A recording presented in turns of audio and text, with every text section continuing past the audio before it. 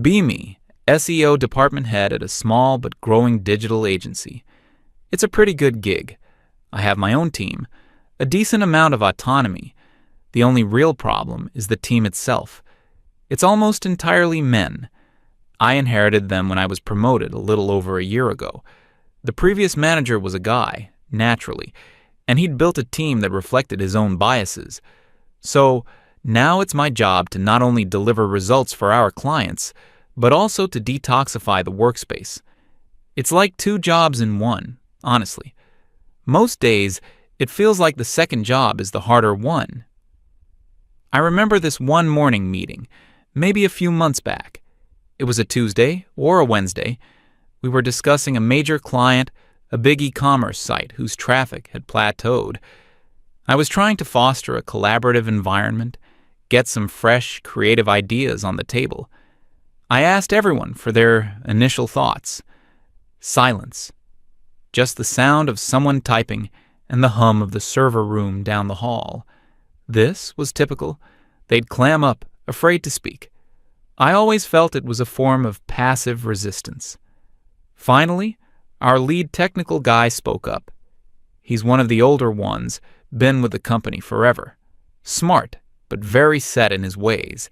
He started talking about server response times and schema markup, really getting into the weeds. He brought up some data on the screen, pointing at charts and log files. He suggested a complete overhaul of the site's technical backend. His tone was so absolute, so declarative. He said this was the only way to achieve a significant ranking boost. I let him finish his little presentation. The other guys were nodding along like he was delivering a sermon from a mountain. I had to intervene, of course.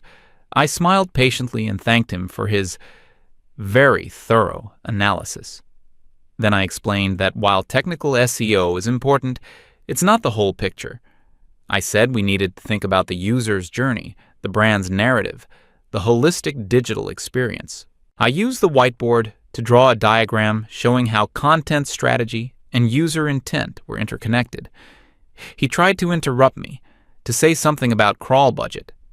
I just held up a hand gently. I told him I appreciated his passion, but his approach was a bit like using a sledgehammer to crack a nut. It was aggressive, a brute force method that didn't respect the nuance of the brand. He just shut down completely. He leaned back in his chair, crossed his arms, and stared at the table for the rest of the meeting. His fragile ego was clearly bruised. I saw one of the junior guys shift uncomfortably in his seat. I made a mental note of that. He was probably feeling the peer pressure to conform to that aggressive mindset. In the end, I decided we would focus on a new content initiative, something more empathetic and story-driven. The team just sort of mumbled their agreement. I left the meeting feeling a little drained, but also certain I'd made the right call. It wasn't just about SEO. It was about changing the way they thought about problems. A few weeks later, the numbers for that client came in. They weren't good. Organic traffic was down by about 10%. Keyword rankings for their main products had slipped. I knew instantly what had happened. The team hadn't fully committed to my vision. Their passive resistance, their reluctance to embrace a new way of thinking, had sabotaged the project. I called another meeting to go over the results. I put the analytics report on the main screen for everyone to see. I didn't raise my voice. I kept my tone calm and inquisitive.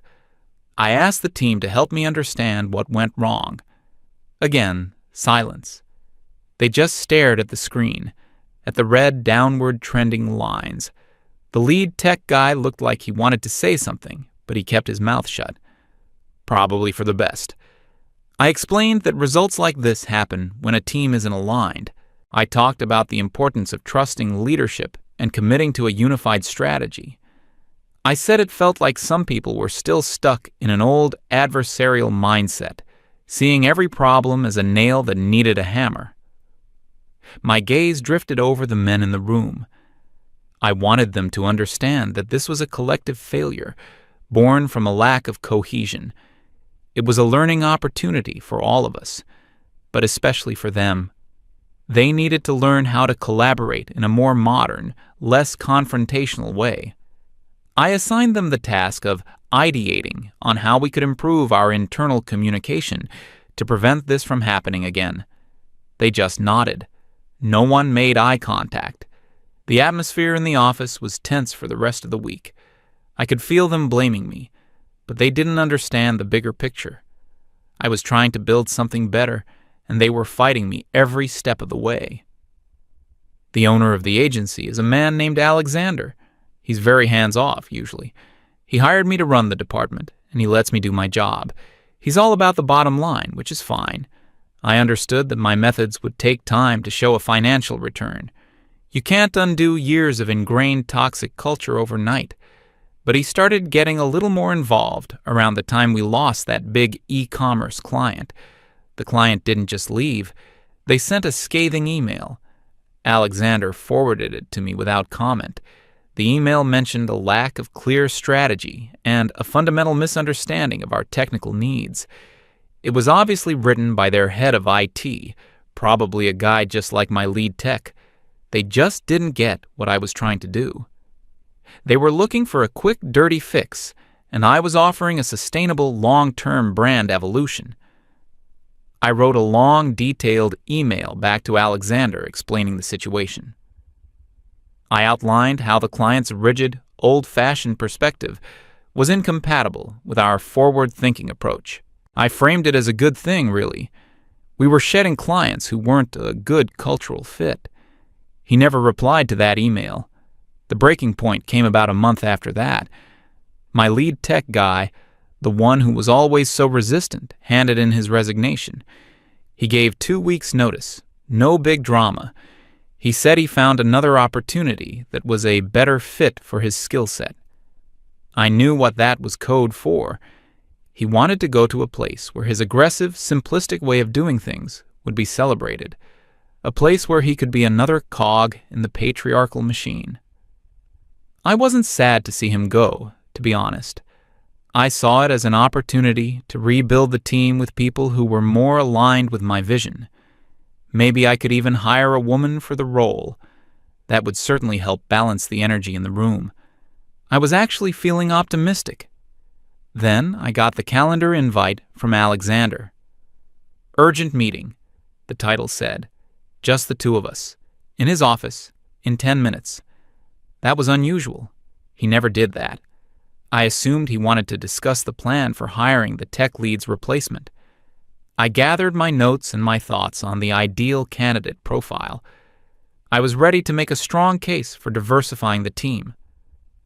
I walked down the hall to his office, feeling confident. I was the head of the department. I was the expert. He needed my guidance. I knocked on his door.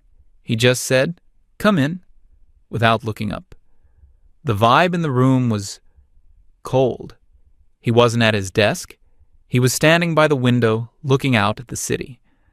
On the small conference table in the middle of the room, there were 3 pieces of paper laid out in a neat row.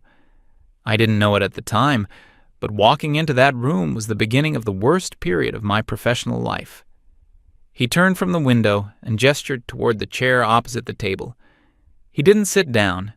He just stood there, watching me. It felt like an interrogation. "Sit," he said. It wasn't a request. I sat down, placing my notebook on the table. I tried to start the conversation on my own terms. I started talking about the resignation, framing it as a positive development for the team's culture. He held up his hand to stop me. "I don't want to talk about your hiring plans," he said. His voice was flat. He pointed to the 3 papers on the table. "I want to talk about these." I looked down. The first paper was a printout of the final analytics report from the e-commerce client we'd lost. The downward trends were highlighted in red.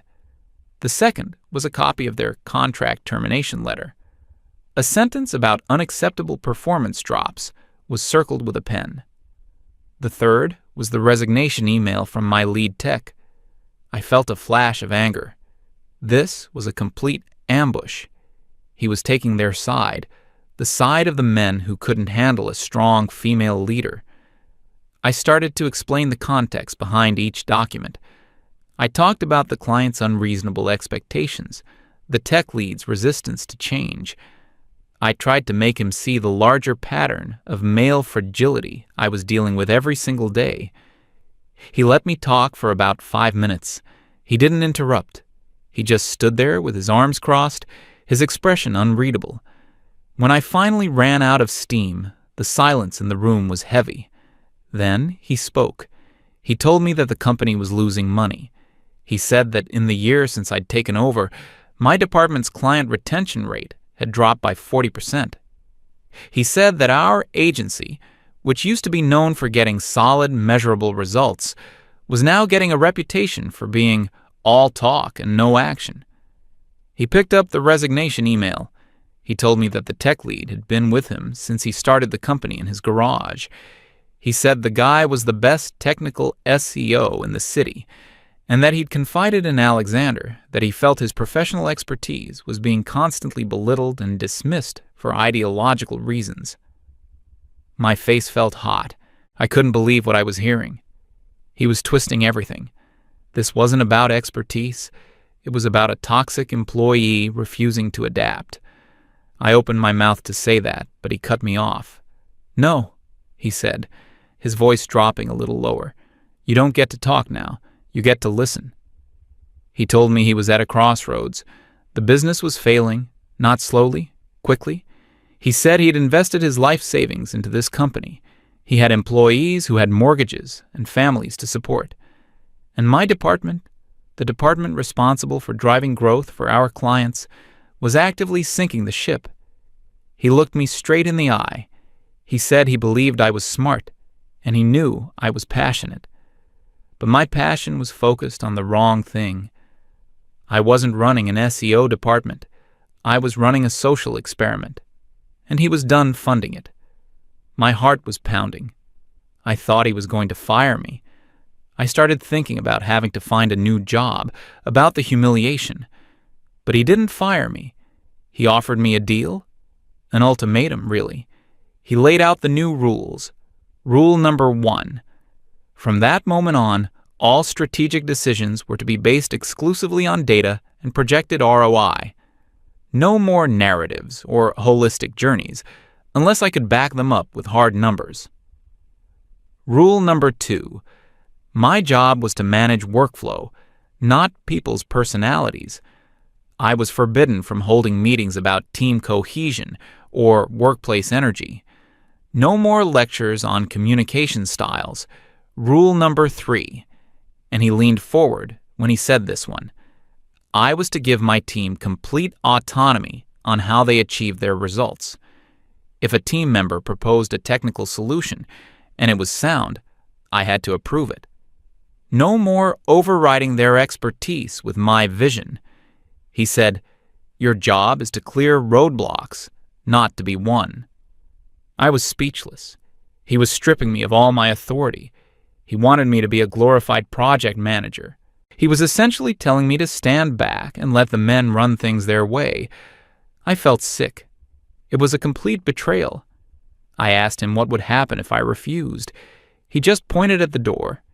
He said he'd accept my resignation, and then he would promote one of the juniors to acting team lead and hope he could salvage what was left. He was serious. My entire career, my entire belief system, was being challenged in the coldest, most corporate way imaginable. I felt a wave of despair wash over me. I had no choice. I had bills to pay. I couldn't afford to be unemployed. I looked at him, at the hard, determined look on his face. I felt so alone. I just nodded my head, unable to speak. I whispered, "Okay." He seemed to relax, just a little. He told me this was my one and only chance. He said, "Let's see what happens when you just let your experts do their jobs." I walked out of his office feeling completely numb. I went back to my desk and just sat there, staring at my screen. I was furious. I was humiliated. And I was also completely certain of one thing. This was going to be an absolute disaster. And when it all came crashing down, I wouldn't be the one taking the blame. He had made his choice. He had sided with the patriarchy. Now he would have to live with the consequences. The next morning was one of the strangest of my life. I walked into the office feeling like a ghost. The team was already there, heads down, working. They didn't know about my meeting with Alexander. They just knew their tech lead was leaving at the end of the week. The atmosphere was subdued, tense. We had our regular Monday morning project kickoff meeting scheduled. Usually, this was my stage. I would set the tone for the week, outline my strategic priorities, and delegate tasks based on my vision. This time, I had no idea what to do.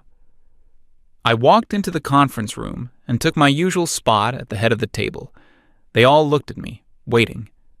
I took a deep breath.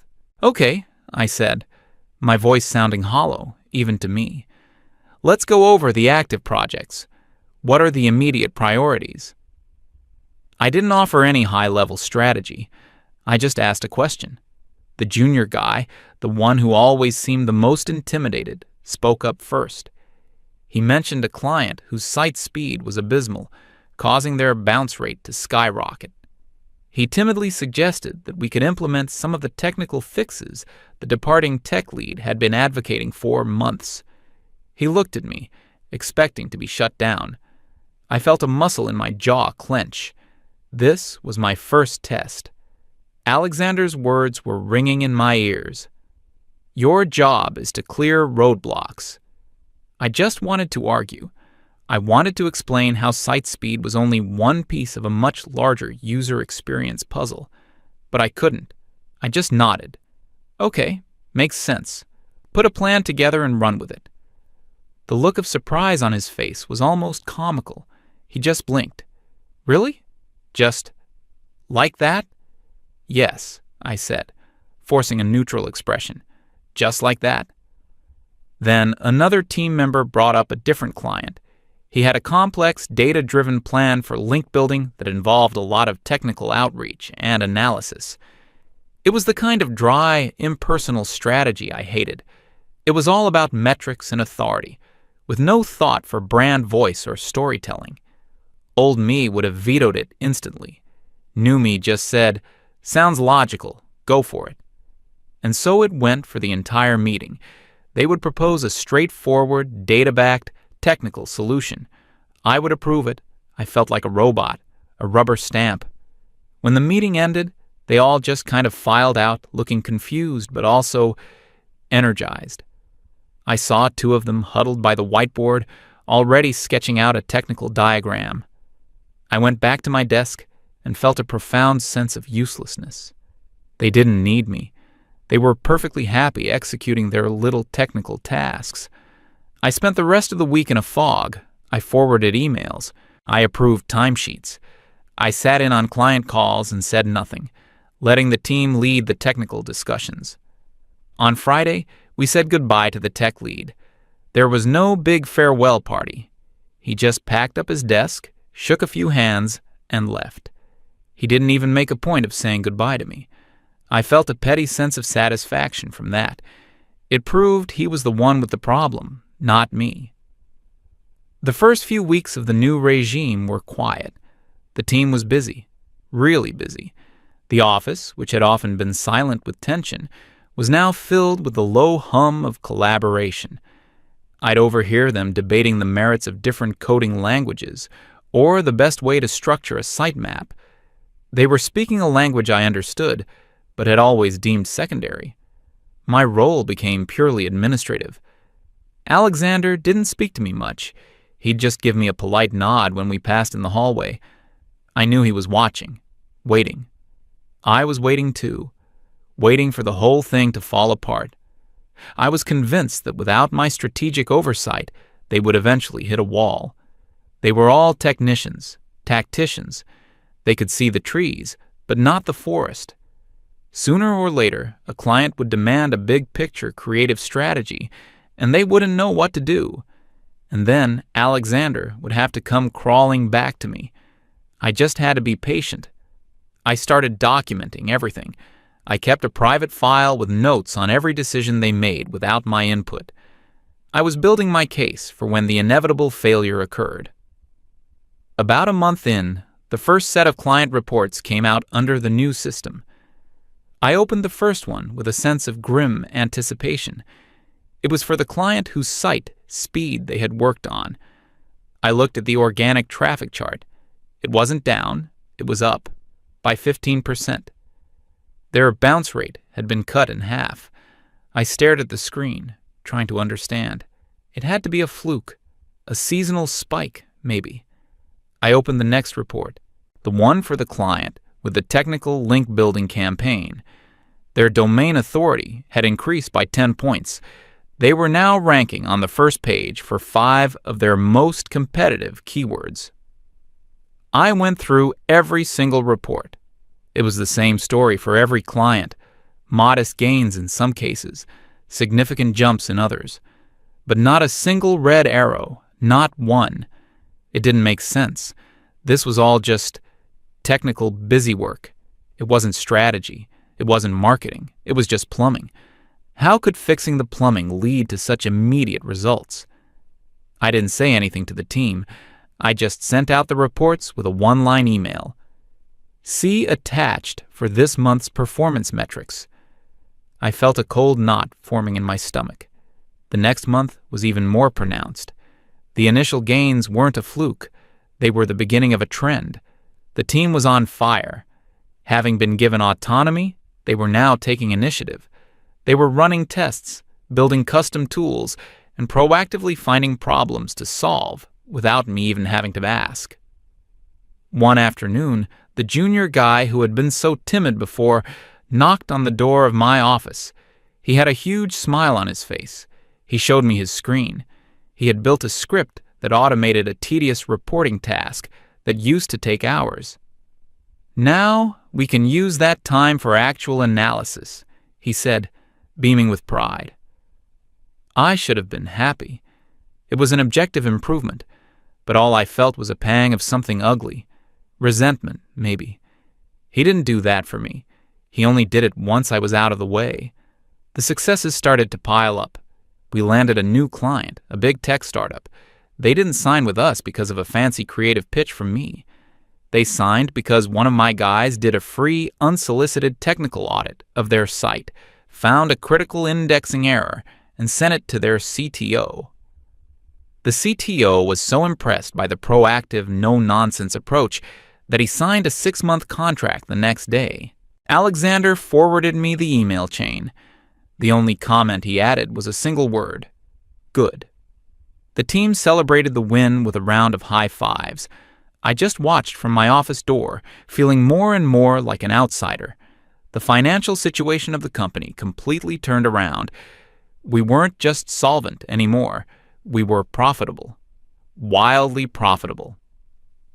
Alexander started hiring again, adding developers and project managers to support the growth. My department, once the company's biggest liability, was now its primary engine of growth, and I had done absolutely nothing to contribute to it. In fact, the data was undeniable. The company's success was in direct inverse proportion to my involvement. The less I did, the better things got. This realization didn't come in a sudden flash. It was a slow, creeping dread that built up over several months. I would sit in meetings and listen to my team discuss complex problems with a level of passion and expertise I had actively tried to suppress. I had mistaken their quiet professionalism for a lack of vision. I had interpreted their focus on data as a lack of creativity. I had seen their methodical approach as aggressive and confrontational. I had diagnosed the disease, but I had gotten the patient wrong. The problem wasn't their toxic masculinity. The problem was me. One evening, I was the last one left in the office. It was late, maybe 8 or 9 p.m. I was just sitting at my desk, staring at the quarterly growth chart Alexander had sent out that afternoon. It looked like a hockey stick, a steep, beautiful upward curve. I pulled up the old reports from the year before, from when I was in full control. The charts were a sea of stagnant lines and gentle downward slopes. I put them side by side on my monitor. On the left, the results of my vision. On the right, the the results of my absence. There was no ambiguity. There was no room for interpretation. The numbers didn't care about my theories on workplace dynamics. They didn't care about narratives or empathetic marketing. They were cold, hard, and ruthless. And they were telling me a story I had refused to read for over a year. I had created a hostile work environment. I had punished competence and rewarded silence. I had taken a team of skilled professionals and treated them like misbehaving children who needed to be constantly corrected and lectured. I called them fragile, but I was the one whose ego couldn't handle being challenged. I accused them of being toxic, but I was the one poisoning the well with my ideology. A deep, profound sense of shame washed over me. It was so heavy, it felt like a physical weight on my chest. I thought back to my lead tech guy, the one I had driven away. I had seen him as the villain of my story, the final boss of the patriarchy I had to defeat. But he wasn't a villain. He was just a guy who was good at his job and wanted to be allowed to do it. A guy I had systematically belittled and undermined until he had no choice but to leave. I minimized the screen and just sat there in the dark, quiet office. The reflection in the black monitor showed a tired, defeated-looking woman. Alexander's voice startled me. "Burning the midnight oil?" I hadn't even heard him approach.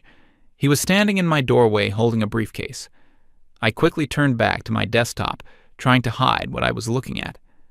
"Just finishing up a few things," I mumbled. He didn't leave. He walked into the office and stood beside my desk. He glanced at my screen, but he didn't comment on the charts. He just looked around the quiet department. "They're a good team," he said. It wasn't a question. "Yes," I said quietly. "They are." He was silent for a moment. "You've been doing a good job," he said. I actually flinched. The praise felt like a slap in the face. I shook my head. "No, I haven't." "They have." I finally looked up at him. I think it was the first time I'd made direct eye contact with him in months. "I was wrong," I said. The words felt strange in my mouth, but also liberating. About everything. He didn't seem surprised. He just gave a small, almost imperceptible nod. "The hardest part of being a leader," he said, "isn't having the right answers. It's realizing when you have the wrong ones." He looked at me, and his expression wasn't angry or triumphant. It was just neutral, maybe a little tired. "You've been letting them do their work," he continued. "You've stayed out of their way. That's what I needed you to do. And because you did, we're still here. The business is thriving." He turned to leave. "Get some rest, Helen," he said over his shoulder. "We've got a busy quarter ahead." And then he was gone. I sat there for a long time after he left. He had given me an out. He had reframed my forced compliance as a conscious leadership choice. He was giving me a chance to save face. But I knew the truth. The numbers knew the truth. I had almost destroyed a perfectly good company and the careers of the people in it because I was blinded by my own self-righteousness. The shock wasn't that the company grew when I stopped shaming the men on my team. The shock was realizing that they were never the problem. The problem was my belief that they had to be.